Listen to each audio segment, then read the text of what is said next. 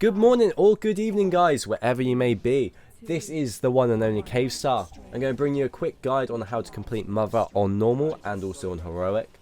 I've also made the video as short as possible, that way you're not going to sit through hours of footage when you really don't need to. Simple mechanic in this one, however, if you are the raid leader and say you lead raids with random people from the raid finder, I'm going to show you the perfect tactic to be able to control your groups and kill this boss with ease.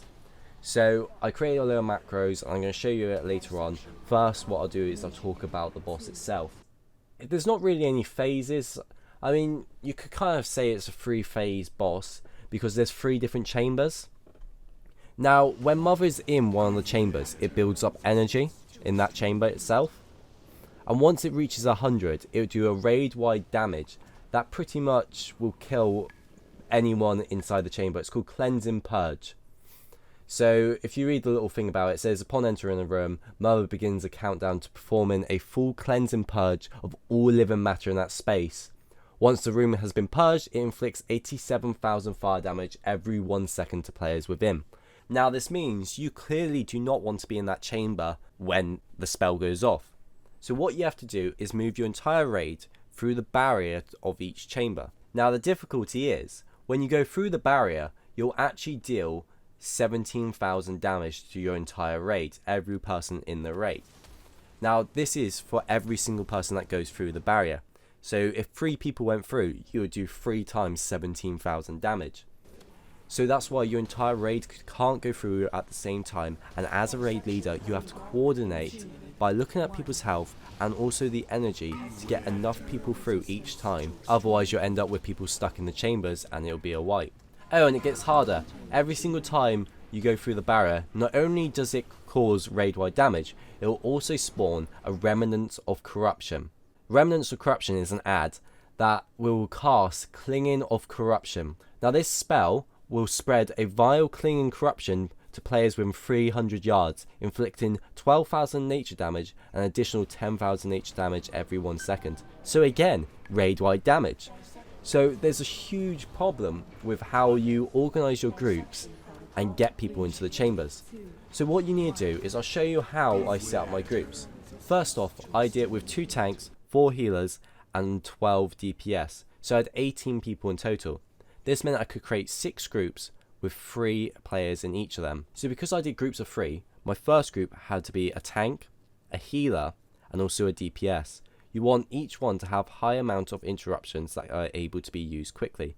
So I had the druid tank, I had a priest healer and I had a rogue DPS. Then for the second group going through, I had another healer and again 2 more DPS with high interrupts. The reason is, you have to interrupt those ads and kill them fast so they don't get off that spell that again will cause raid-wide damage. While doing so, they're again going to cause damage to your DPS in there, so you need a good amount of healers in that party to survive. So the rest of the groups don't matter too much, except from you want to keep your third healer to go through when there's more players going to be in that next chamber. And then for the last group going through, what you want is you want the last tank, you also want the last healer, and to make it easier, I went last as well, just so that I could control and see easily what's going on. So now you got the group set up. What you then have to do is, if you haven't got the voice chat, like I said, you want to create some macros. So what I did was I created a macro for each of the groups, nice and simple. Then I set it up so it would do a raid warning for group 1, group 2, group 3, etc, etc.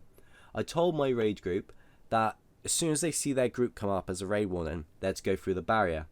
This meant I could easily control, without having to take too much of my DPS away, who's going through the barrier at what time. My recommendation of when to go through the barrier is when the energy gets to about 20, 22. You don't really want to wait any longer unless you have really high DPS. The reason is, those ads that spawn in the next room, until you got a few groups through, you only want to send 1 group at a time, otherwise they won't be able to take them down fast enough or interrupt as many.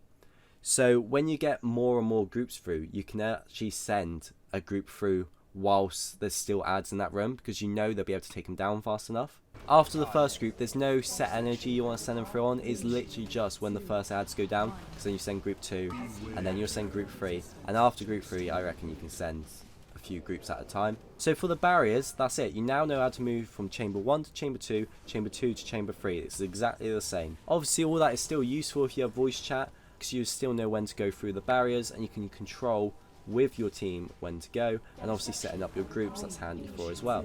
So there's only a few more mechanics that I need to show you before you'll be able to be a raid leader of this boss. There's only a few spells you really need to watch out for.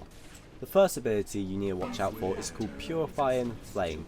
So it just shoots a few fireballs out essentially, and it will cause 26,000 fire damage to all enemies within 3 yards. Just keep an eye out for that. It will also leave fire behind on the floor that will burn you. You can spot where they're going to land because there's big orange circles on the floor. If you stand in one of them, it's your own fault that you die, and you really shouldn't be raiding.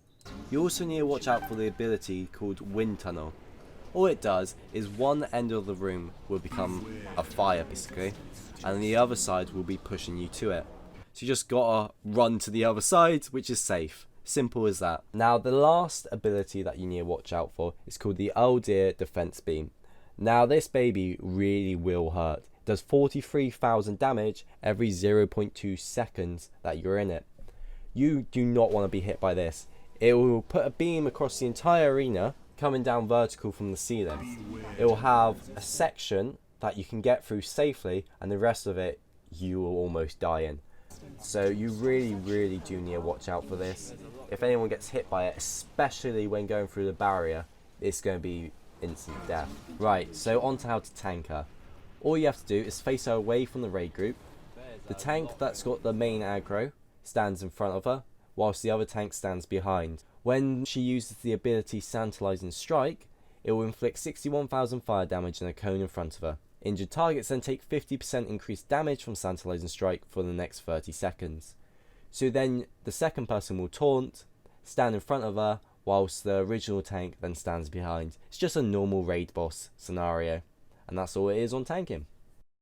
The very last thing for me to add is when you get Mother into chamber 3, she takes 100% increased damage. So as long as you avoid the abilities, it should be a pretty easy fight now that you know how to control a raid going through the barriers.